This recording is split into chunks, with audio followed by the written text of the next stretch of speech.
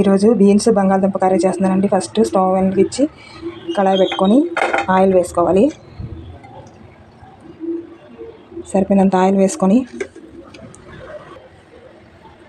Oil వేడైన తర్వాత ఉల్లిపాయలు వేసుకోవాలి. నేను 2 ఉల్లిపాయలు తీసుకున్నాను. తర్వాత పచ్చిమిర్చి వేసి వేగనివ్వాలి. ఉల్లిపాయ పచ్చిమిర్చి వేగిన తర్వాత ఇలా ఉల్లిపాయలు వేగినప్పుడే కొంచెం సాల్ట్ వేసుకోవాలి. ఉల్లిపాయలు తొందరగా వేగుతాయి.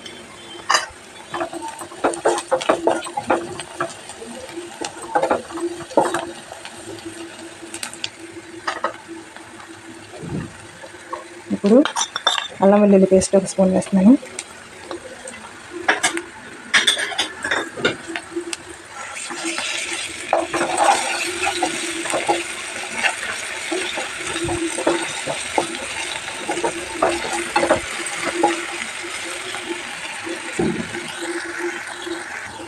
అల్లం వెల్లుల్లి పేస్ట్ వేగిన తర్వాత ఇప్పుడు టమాటాలు వేస్తున్నాను. ఇది బాగా కలిపేసి టమాటాలు మెత్తగా అయ్యేంత వరకు ఉడికించాలి. ఇప్పుడు టమాటాలు ఉడికిన తర్వాత 1/2 టీ స్పూన్ పసుపు,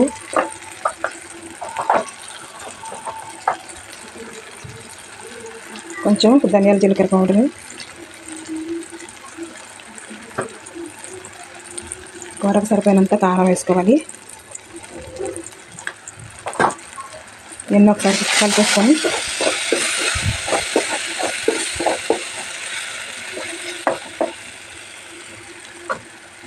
ఇప్పుడు దీంట్లోనే కొంచెం నువ్వులు, కొంచెం కొబ్బరి పేస్ట్ వేస్తున్నాను.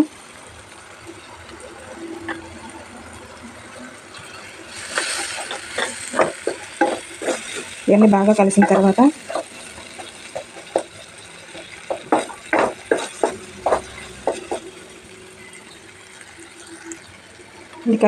ముందుగా ఉడికించుకున్న బంగాళదుంప వేస్తున్నాను. బంగాళదుంపను ఒకసారి కలిపేసుకోవాలి. మొత్తం గ్రేవీ మొత్తం బంగాళదుంపలో పట్టేటట్టు. తర్వాత ఉడికించి పెట్టుకున్న బీన్స్ వేస్తున్నాను. కొంచెం పసుపు, కొంచెం ఉప్పు వేసి ఉడికించాను. ఇవన్నీ ఒకసారి కలిపేసుకోవాలి.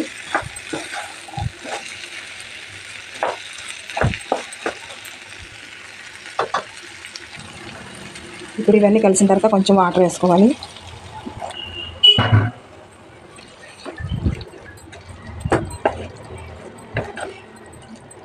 ఇలా ఒక 5 నిమిషాలు మొత్తం ఉడికించాలి. బంగాళదుంపలో బీన్స్, ఉప్పు, కారం అన్నీ పడతాయి అన్నమాట.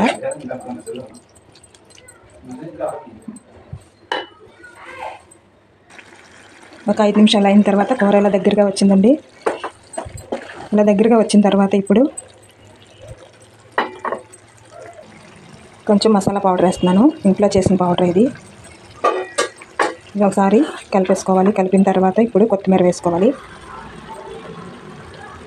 కొత్తిమీర వేస్తే ఇంకప్పుడు బీన్స్ బంగాళదుంప కూర రెడీ అయిపోయిందండి.